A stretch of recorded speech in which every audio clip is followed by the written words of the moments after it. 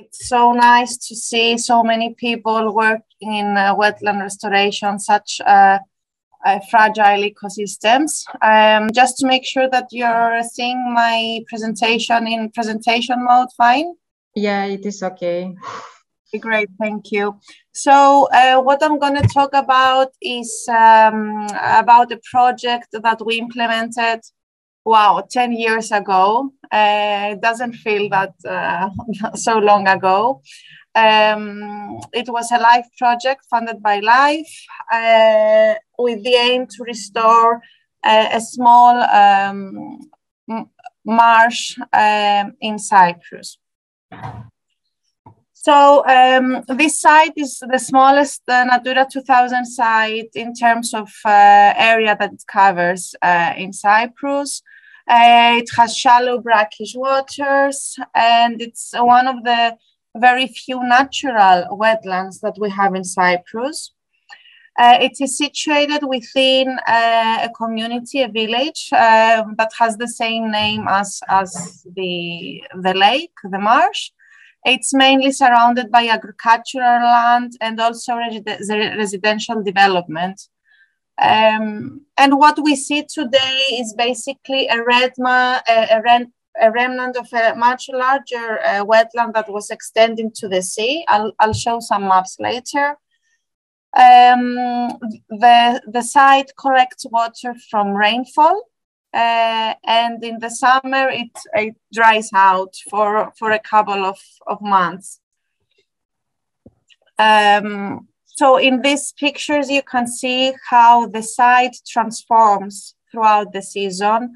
The upper photo is during winter, and the photo at the bottom is towards midsummer. It covers around 53 hectares, and it's very responsive to flooding, but also it dries out very easy and quick, depending on the temperatures. The story of the site is that it was designated a Natura 2000 site in 2009.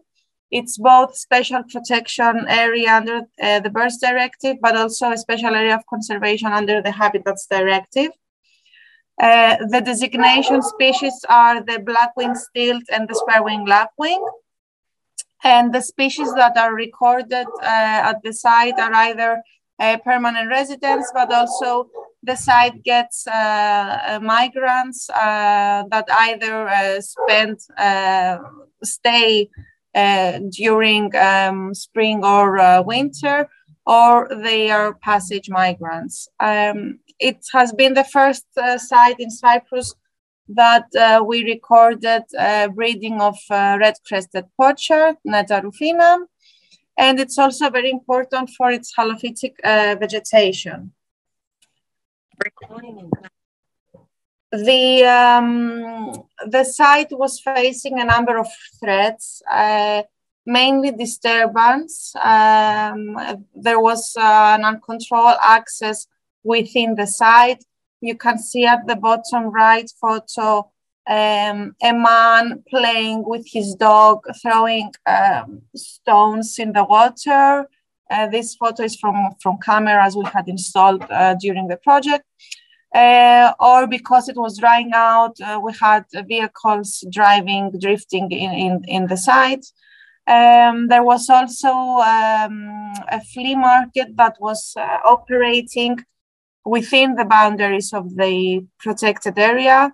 It's the area, the flea market, the area that the flea market was covering is shown with the red shape at the bottom left picture. And there was also a lack of water management, and because the system is very responsive, we had steep fluctuations in water levels, which the two designation species are very sensitive to. There were invasive alien species around the site, mainly acacia trees. And there was a general lack of management due to lack of engagement, lack of public awareness about the importance of the wetland. So we started this project in 2012. It's important to say that we as an NGO, Birdlife Cyprus, brought together competent authorities that are working on site management in Cyprus, and also the local community, and implemented this 3-year project that ended in 2014 with a total budget near 800,000 euros, and it was co-funded by the LIFE program of the European Commission. The aim of the project was to bring the site to a favorable conservation status in relation to its designation species, the black-winged stilt and the spur-winged lapwing. And these are the main project actions and results from this effort. Initially, the first years, we were conducting a number of studies in order to get a better idea of various parameters of the site, like the topography, the hydrology, species like fishes and birds. And we also did a predation study. And of course, an important study was to set the favorable reference values for Annex 1 species specifically for Oroklini Lake. And of course, these studies further guided conservation action in the following years. Very briefly, we found out that there was predation by foxes and hooded crows that were affecting the breeding of key species.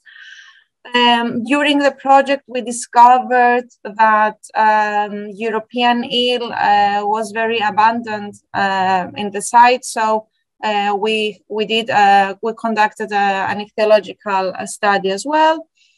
The favorable reference values report helps us to set those values for Annex 1 species.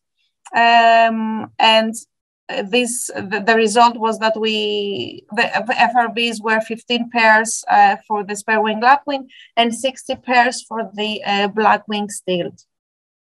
Okay, of course, the hydrological and topography study helped us design the water management plan for the site. And the following years, we proceeded with on-site concrete conservation actions to address the threats to the site. On the left, you will see the area that the flea market was occupying, and that was restored to agricultural land. And we also fenced the perimeter of the whole site. And the results from these were immediately seen the following year, where we had breeding of species in the restored area, and also breeding of Kentish plover that hadn't bred there for the previous 7 years. Water management works were very challenging.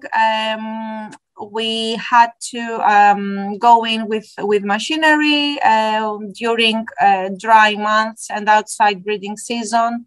At the site, we installed some water level control structures that would allow us to manage water levels. And we did some habitat management to create suitable habitat breeding grounds for the key species, like nesting islands with ditches around them.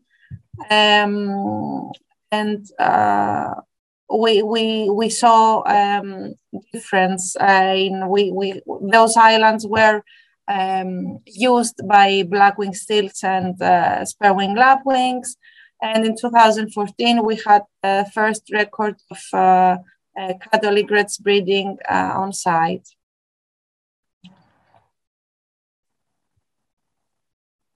We removed acacia trees from the site that were covering a large area. And we also planted native trees and shrubs to allow them to grow around the site.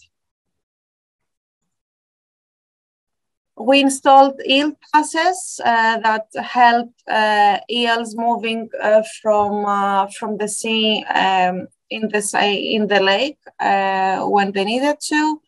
We marked power lines with fireflies. These power lines are within the site, are crossing the site basically. So we installed some anti-collision markers.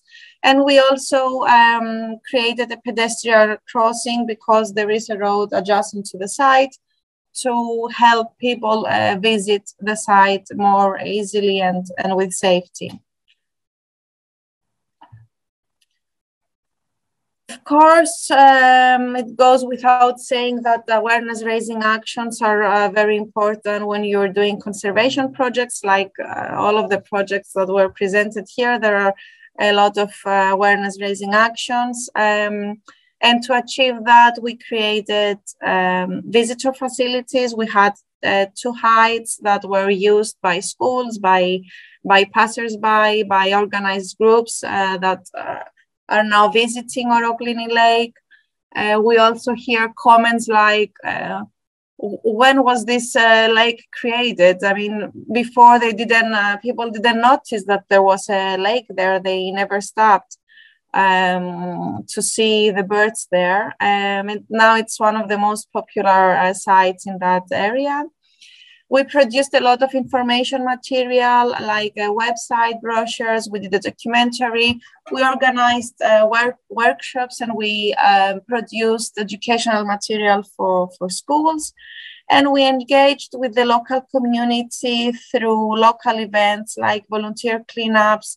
We organized a photo competition, an exhibition, and produced a photo album. And we did a lot of education work with local schools, as well as a lot of media work. Of course, we had been monitoring, and we continue to do so, to monitor the bird population. On the side, of course, this is highly dependent on rainfall and high temperatures. And we see that these numbers fluctuate depending on these conditions.